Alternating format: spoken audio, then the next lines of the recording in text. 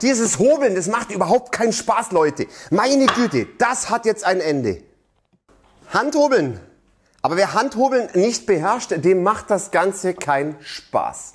Jetzt aber erstmal Servus und herzlich willkommen bei Gipfelholz. Ich bin der Jens und Thema heute ist das Handhobeln. Es gibt ja schon einen ersten Teil dazu, den kann ich euch gerne nochmal da oben verlinken. Dort erkläre ich euch, was die Unterschiede sind zwischen den gängigsten Hobeln, wie man einen Hobel wieder herrichten kann, wo er günstigste Hobel herbekommt und so weiter. Schaut es euch gerne mal an, das Video.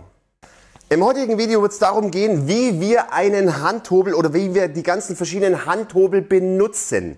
Wie man sie Ganze einstellen kann, damit man zum besten Ergebnis kommt und vor allem noch, wie man von A nach B kommt. Das heißt, wir fangen mit einem krummen Brett an und wir wollen am Schluss ein Top-Ergebnis einfach haben. Und das Ganze ohne irgendwelche Hobelmaschinen oder sonst irgendwas, sondern alles per Hand. Es sagt sich der eine oder andere, der Jens hat doch eh keine Ahnung vom Handhobeln, weil er ist ja kein Meister. Ja, das muss ich euch recht geben. Ich bin kein Meister, aber ich habe es mir von einem alten Handwerksmeister wirklich zeigen lassen, wie das Ganze funktioniert und ich habe es bei ihm einfach gelernt. Dann starten wir gleich mal rein ins Video. Ich habe hier ein Brettchen. Es ist krumm, es ist sägerau und das wollen wir abbrechen, damit es richtig perfekt einfach wird, dieses Brettchen. So, aber dazu müssen wir jetzt erstmal, ich sage jetzt mal, das Brett lesen. Das müssen wir uns erstmal genauer anschauen. So, das ist jetzt unser Holz, was wir abrichten wollen. Ihr seht es jetzt selber, es ist sägerau, es ist nicht wirklich schön, es ist krumm und scheps und das wollen wir wirklich schön abrichten. Dazu müssen wir jetzt erstmal dieses Holz ein bisschen lesen. Ihr seht jetzt gerade, dass die Holzfaser, die geht dann praktisch in diese Richtung hier einfach. Aber das reicht noch nicht aus, um das Holz zu lesen. Wir müssen jetzt einfach mal die Jahresringe noch mal ein bisschen anschauen. Da drehen wir das Holz auf die Seite und können dann erkennen, muss ich mal mit links dann zeichnen, können dann erkennen, wie die Jahresringe verlaufen. Ich habe schon mal ein bisschen angezeichnet, aber ich möchte es euch noch mal zeigen. Das geht dann so in einem Bogen so ein bisschen nach oben raus. So gehen dann praktisch die Jahresringe, die Faser davon und da müssen wir natürlich drauf achten. Das heißt, wir müssen von dieser Seite, wenn wir diese Seite hobeln wollen, müssen wir von dieser Richtung reinhobeln. Das heißt, wir müssen mit der Holzfaser gehen. Das heißt, mache ich mal einen Pfeil drauf in diese Richtung. Denn wenn wir nämlich von der anderen Richtung hobeln würden, dann greift das Messer unter die Jahresringe und reißt dann aus. Also das heißt, nicht das Messer reißt aus, sondern das Holz reißt natürlich aus. Die Faser stellt sich so auf und das Messer geht dann unten rein und reißt. Das wollen wir natürlich nicht. Also schaut euch bitte das Holz dann immer ein bisschen an, bevor ihr da loslegt, in welche Richtung ihr am besten hobeln könnt. Der zweite Punkt ist das richtige Einspannen. Natürlich als Rechtshänder spanne ich in diese Richtung hier ein, das ganze Holz, das ich in diese Richtung hier hobeln kann. Wer natürlich keine Hobelbank hat mit dem Bankhaken, der kann natürlich auch, wenn er einen Lochrastertisch hat, natürlich auch solche Sachen verwenden. Kann ich euch gerne auch unten nochmal verlinken. Da könnt ihr das Holz dann auch richtig festspannen, auf beiden Seiten natürlich und es im Lochrastertisch verwenden. Sobald ihr das richtig eingespannt habt, das Holz, ist natürlich das Wichtigste unser Hobel. Wir fangen mit dem Schrubhobel an. Warum mit dem Schrubhobel? Wir haben jetzt wirklich eine raue Oberfläche. Wir sind ein bisschen bananenmäßig hier mit diesem Holz. Wir sind also nicht eben und damit mit diesem Schrubhobel richten wir das Holz schon mal ganz, ganz grob ab. Und das zweitwichtigste Werkzeug nach dem Hobel ist natürlich unser Hammer. Ohne Hammer könnt ihr nicht hobeln. Ja, ich weiß, es gibt da spezielle Hämmer dafür, für Hobel, aber mal ganz ehrlich, übertreiben müssen wir es jetzt auch nicht. Ich nehme hier mein kleines Hämmerchen, das ist absolut ausreichend. So, das dritte, was wir machen müssen, ist, ihr nehmt ein Lineal und legt es einfach mal hier drauf und dann schaut mal, wo ihr hobeln müsst schon mal. Ich nehme jetzt mal eine Taschenlampe und sehe euch mal den Lichtspalt. Ihr seht es jetzt gerade in der Mitte, das ist schon ein bisschen Banane hier. Deshalb könnt ihr das euch auch theoretisch ein bisschen anzeichnen. Das heißt, ihr zeichnet euch einfach mal an, wo das Ganze ist. Und vor allem schaut auch mal, ob das diagonal, wie es da ausschaut. Nächster Punkt ist natürlich, das Messer, das Hobelmesser richtig einzustellen. Wie macht man das am dümmsten? Also das heißt, ohne Hammer funktioniert natürlich beim Hobeln nichts, das habe ich ja schon erwähnt. Also, das heißt, jetzt schaut ihr euch mal, tut ihr das Hobelmesser erstmal rein, macht es erstmal fest und schaut, kontrolliert erstmal, kann man das erkennen da? Ja, ihr seht dann mal, dass es ganz leicht hier rauskommt und es ist dann einfach so, mehr sparen, müsst ihr praktisch das Hobelmesser reinschlagen, das heißt am Messer draufzuschlagen, dann den Keil festschlagen. Weniger sparen heißt an einem Hobel dort hinten draufzuschlagen. Ich sage jetzt immer schlagen, leichte Schläge, also nicht mit voller Wucht draufschlagen, sondern wirklich nur leicht. Das heißt, der Keil löst sich leicht und das Hobelmesser kommt wieder nach oben. Also das heißt, weniger sparen, hinten drauf schlagen, mehr sparen, aufs Hobelmesser schlagen und vor allem ist es wichtig, dass ihr immer den Keil festschlagt. Und so kontrolliert ihr einfach mal und schaut einfach mal, was für ein Sparen beim ersten Schrubben oder beim ersten Schrubben, was da überhaupt rauskommt vom Sparen und dann könnt ihr euren Hobel einfach nochmal fein einstellen.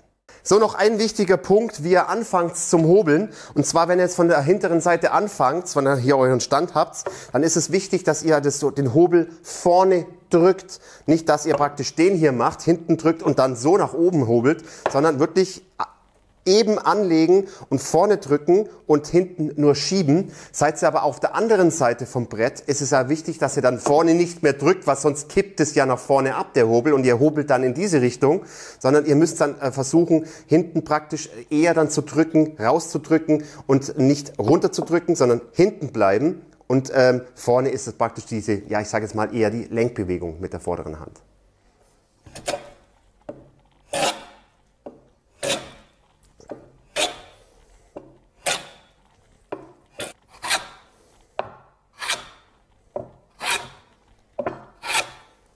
Und natürlich zwischendrin immer wieder kontrollieren, wo ihr noch was wegnehmen müsst. Also ich sehe gerade, hier auf der Seite muss ich noch was wegnehmen. Das passt. Und da auf der Seite natürlich auch noch ein bisschen. Ich zeichne mir das immer ein bisschen an, wo ich dann nochmal einfach was wegnehmen muss. Hier bin ich schon relativ okay. Da noch an der Stelle vielleicht. Weiter geht's mit dem Schlichthobel. Den müsst ihr natürlich erstmal ein bisschen einstellen. Jetzt wollen wir mal schauen, was ich da eingestellt habe. Und zwar ganz normal. Wie gesagt, Schlichthobel ist jetzt praktisch der zweite Schritt nach dem Schrubhobel, um das Ganze jetzt mal, ich sage jetzt mal, ein bisschen noch feiner zu begradigen. Also, wollen wir mal losschießen. Schauen wir mal, was da passiert. Okay, da passiert noch nicht viel. Das heißt, ich mache jetzt da mal einen Schlag da drauf. Okay, das ist ein bisschen zu stark, muss ich sagen. Deshalb schauen wir mal.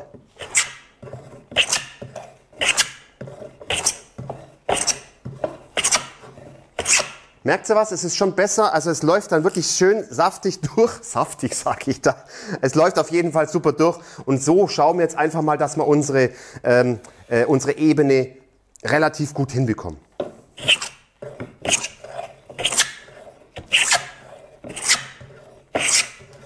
Zwischendrin natürlich immer wieder mal ganz kontrollieren, wo sind wir noch zu hoch, wo passt noch nicht, da ist zu hoch.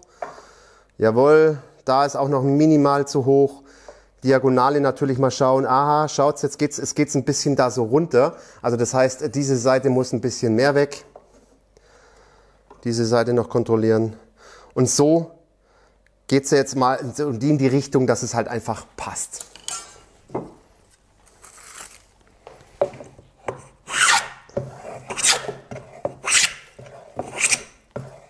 Grob abgerichtet haben wir unser Brettchen auf jeden Fall mal. Nächster Schritt wird die Raubank sein. Ihr seht, die Raubank ist ein Riesenhobel. Warum ist der so groß? Weil wir eine schöne, gerade, lange, vor allem lange Hobelsohle haben. Damit werden wir ungleichmäßige Unebenheiten, so sagt man es, Unebenheiten im Holz ausgleichen. Also nochmal ganz anders erklärt, er nimmt von den Höhen immer diese Spitzen ab. Also das heißt, ich lege diesen Hobel auf und er nimmt das praktisch dann nur immer diese Höhen von dem Holz ab, weil ich ja praktisch, ihr seht es ja gerade selber, ich lege da komplett mit der Sohle auf und nur da, wo eine Höhe ist, da nimmt dieser Hobel ab. Natürlich stellt ihr vorher erstmal euren Hobel oder die Raubank erstmal ein. Bei der Raubank ist es bei den meisten Raubänken so, dass ihr praktisch nicht hier hinten drauf schlagen müsst, sondern vorne drauf schlagen müsst, um die Klinge praktisch wieder nach oben zu holen, also weniger Sparen zu haben. Und natürlich ist es genau wie bei anderen Hobeln auch, dass ihr praktisch aufs Hobelmesser selber schlagt, um mehr Sparen zu haben, und vergesst immer nicht, den Keil festzuschlagen.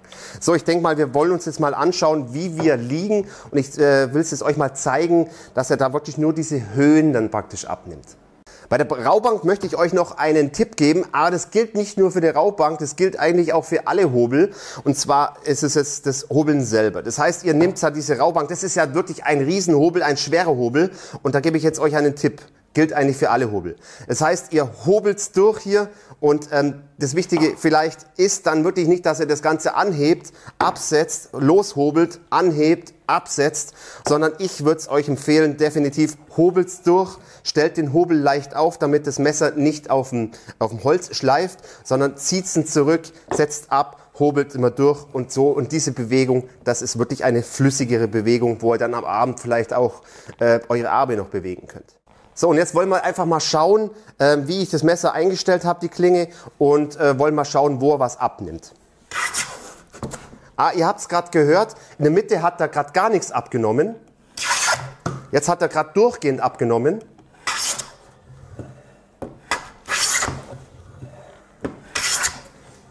Also ihr seht es gerade selber, wie praktisch, ihr habt es gerade gehört. Da unten hat er abgenommen, hier hat er nicht abgenommen, in der Mitte hat er nichts abgenommen, hier vorne hat er abgenommen. Also ihr merkt es dann schon, dass es dann wirklich schön eben wird, das Ganze, und wo er dann was abnimmt. Wenn das natürlich der Span nicht passt, müsst ihr euren Hobel nochmal genauer einstellen. Ach ja, achtet auch auf die Diagonale. Das heißt, ihr müsst jetzt einmal komplett die Diagonale rüber hobeln, weil es kann ja sein, dass es hier höher ist, als hier höher ist. Und deshalb kontrolliert es bitte auch nochmal.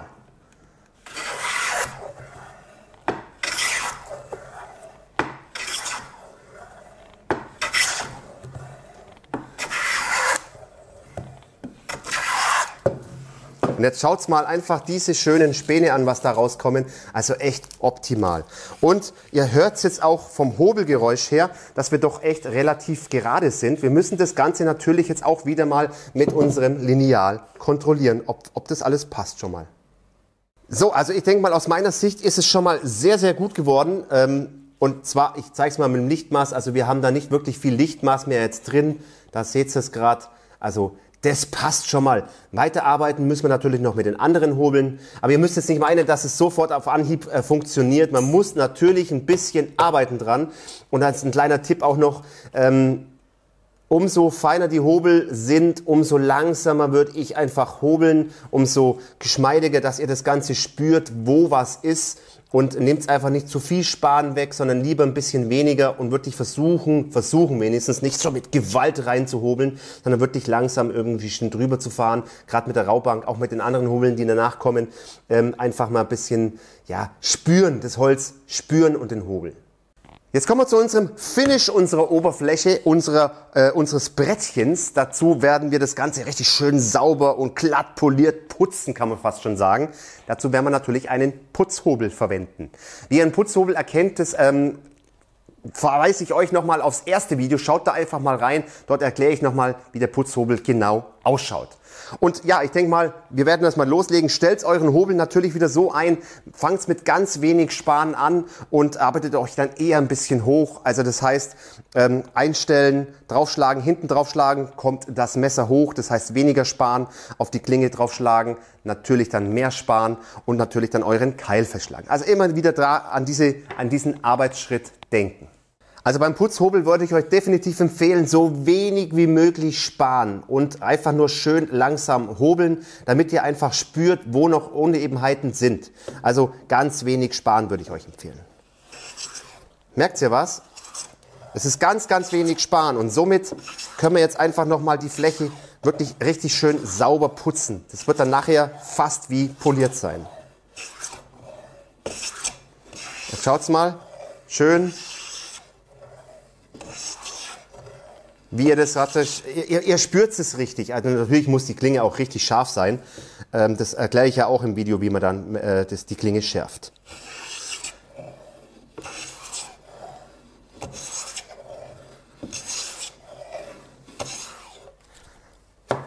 Und natürlich immer zwischendrin wieder kontrollieren, wo ihr praktisch noch irgendwo was habt. Also da schaut es schon mal richtig, richtig, richtig gut aus. Wow.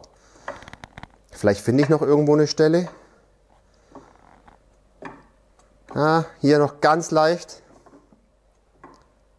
Aus meiner Sicht ist es jetzt schon mal richtig perfekt. Aber wir wollen das Ganze natürlich jetzt kontrollieren. Jetzt ist es natürlich von Vorteil, wenn ihr so eine schöne große, von der Bandsäge zum Beispiel oder von der Tischkreissäge, diese schönen großen Tische habt, diese Metalltische oder halt diese Eisengusstische. Die sind wirklich komplett eben. Aber ich möchte euch zeigen, wie das auch funktionieren kann. Also das heißt, ihr solltet da jetzt dieses weiße Brett, wie nennt man diese Bretter? Ja, diese weiß beschichteten Bretter, relativ dick und die sind eigentlich auch schon sehr, sehr gerade. Und da gehen wir jetzt mal ganz kurz rüber. Wie gesagt, normalerweise macht man das an so einem, ja, ich sage jetzt mal Eisentisch. Aber wir machen es da genauso. Funktioniert auch.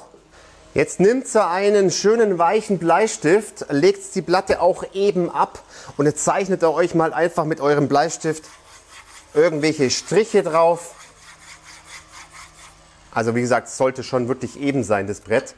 Und jetzt nimmt ihr euer gehobeltes Brett und reibt es einfach mit wenig Druck einfach mal über diese Fläche hier drüber. Also ihr braucht da nicht drauf rum mit vollem Gewicht drauf gehen, einfach nur leicht anlegen und das Ganze dann einfach mal drehen. Und jetzt schaut mal, was passiert. Aha, jetzt seht ihr es gerade, jetzt haben wir, ich muss es noch richtig hindrehen. Jetzt seht ihr hier noch mal, ich sage jetzt mal 1, 2, 3, 4, 5, 6 Stellen, die noch nicht komplett eben sind. Diese Stellen werden wir jetzt noch mal das Brett einspannen und einfach noch mal mit dem Putzhobel schön drüber gehen. Also, da müssen wir noch mal dran arbeiten ein bisschen. Und jetzt hört sich ein bisschen komisch an. Ist mal ehrlich. Umso schwärzer euer Brett ist, also überall irgendwelche Sachen hier drin haben, umso gerader ist es. Also es ist wirklich eigentlich, denkt man immer das Gegenteil. Nee, das ist nicht so, sondern umso mehr drauf ist, umso besser für euch. Also ihr seht es, auf der Seite sind wir noch nicht ganz richtig.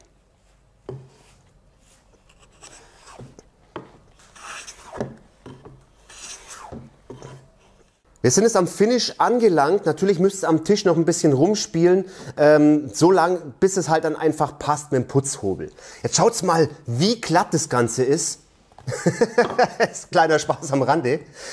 Ich kann es euch leider nicht spüren lassen, wie glatt diese Oberfläche einfach ist. Das ist wie Eis. Das ist einfach nur absoluter Wahnsinn. Jetzt drehen wir das Ganze nochmal um. Hier dieses Sägeraue da wirklich gar nicht. Und das ist sowas von glatt und glatt poliert. Richtig schön, wie wir das mit dem Putzhobel hinbekommen haben. Die Oberfläche ist ja mal so richtig gigantisch und wer schon mal mit dem Putzhobel gearbeitet hat, weiß, wie glatt das rauskommt. Aber Bretter haben natürlich jetzt aber auch, ich sage jetzt mal Seitenkanten. Diese Seitenkanten müssen wir natürlich auch nochmal bearbeiten und dort fangen wir mit den ersten Tipps schon mal an.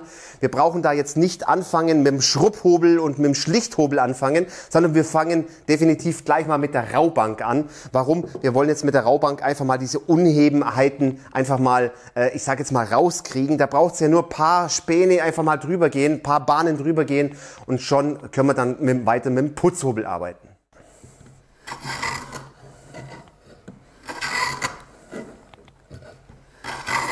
Und ihr merkt schon am Geräusch, zack, zack, zack, zack, zack, dass es halt einfach uneben ist und damit richten wir jetzt einfach mal den ersten Schritt einfach mal ab.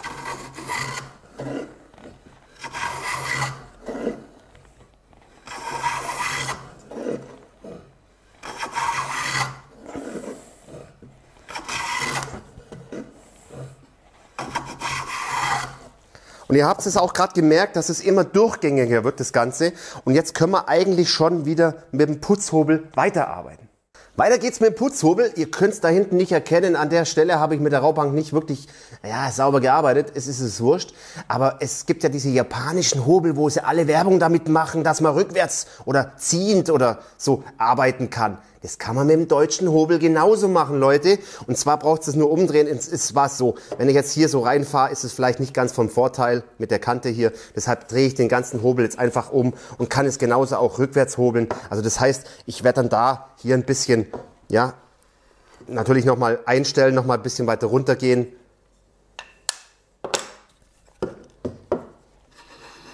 Schaut's, und ihr könnt es dann auch ziehen praktisch hobeln. Prima. Und so arbeiten wir uns jetzt einfach mal so ein bisschen hin und machen diese Kante ja gerade. Und jetzt kommt das ganz Wichtige, Leute. Und zwar müsst ihr immer jetzt mit einem Winkel arbeiten. Und immer wieder den Winkel anlegen, damit wir auch diese 90 Grad erreichen. Dort ist natürlich auch wieder sinnvoll, dass wir einfach schön langsam den Hobel dann drüber ziehen. Also ihr seht es dann schon. Das war jetzt ein bisschen sehr viel Sparen. Das heißt, wir holen das Hobelmesser noch mal ein bisschen hoch.